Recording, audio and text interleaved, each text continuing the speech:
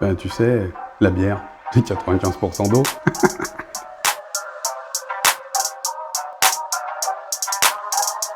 Bienvenue, vous êtes dans Parole d'expert sur Recette Minute TV.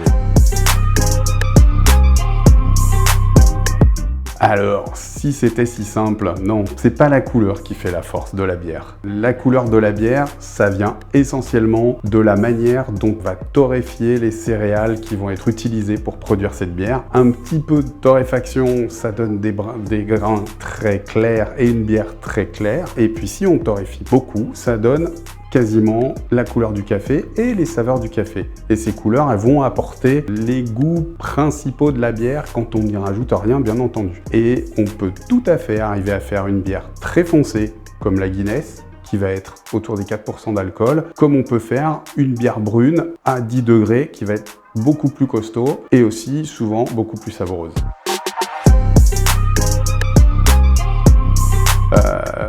La bière, par définition, déjà est tout à fait asexuée. Si on prend l'histoire de la bière, c'est quand même un produit qui existe au moins depuis 7000 ans. Elle a toujours été produite et consommée par des femmes. Nous, on s'en rend compte au quotidien, on est quasiment moitié-moitié dans nos clients. Alors oui, bien sûr, il y a des hommes qui sont malins et qui envoient leurs femmes acheter leur bière. Mais il y a surtout beaucoup de femmes qui apprécient la bière et qui n'apprécient pas uniquement ce que certains seraient tentés d'appeler des bières de filles, c'est-à-dire des bières sucrées, des bières plus légères ou des bières aux fruits. Quand on aime la bière, on aime toutes les saveurs et tout le panel que ça offre. Et du coup, fille ou garçon, on peut apprécier, quel que soit le moment, une bière plus légère, une bière plus corsée, une bière plus typée. Ça, c'est comme on aime.